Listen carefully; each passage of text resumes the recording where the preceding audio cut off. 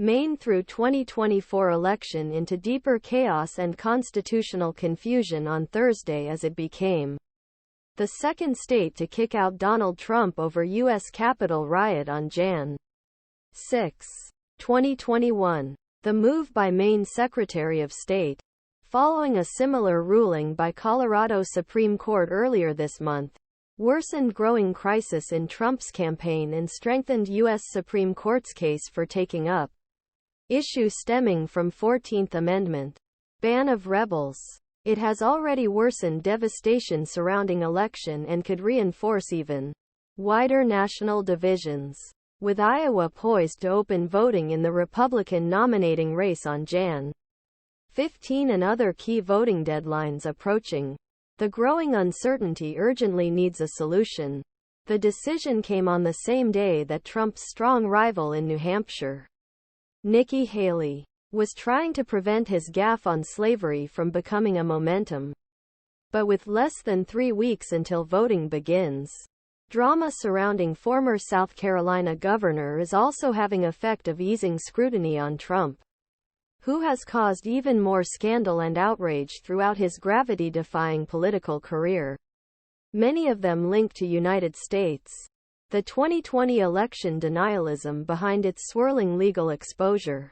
Maine's decision further deepened unprecedented legal and political turmoil surrounding the 2024 campaign. This all stems from Trump's refusal to accept defeat and his historic defiance of legendary U.S. transfer of power. Ultimately, 2 states found that a former president had led an insurrection against the U.S. government. This is unheard of at any other time in history. But the debate also raises new questions about whether efforts to make Trump pay for Jan. 6 are justified on the grounds of protecting America's democracy from a uniquely harmful challenge, or could backfire politically against President Joe Biden and Democrats next fall. The multitude of accusations Trump faces are likely to boost his popularity among base voters, even as his brutal anti-democratic behavior in 2020 poses a major general election liability. Republican presidential candidate Chris Christie told CNN This Morning on Friday that actions like those in Colorado and Maine have made the former president a martyr. Even though people think there is a justification for doing this, it is not a good thing in our democracy. Ultimately, Donald Trump must be defeated by voters at the ballot box. And he must be defeated by someone like me who is willing to tell the truth about him. He said. Democracy is sacred in his decision. Bellows wrote that circumstances were so bizarre that Constitution left him no choice but to disqualify leading Republican candidate from ballot.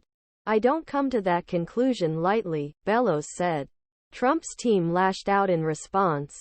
The former president demanded that country preserve the fundamental American privilege that he sought to destroy 3 years ago, right of voters to choose their president. This claim is deeply ironic.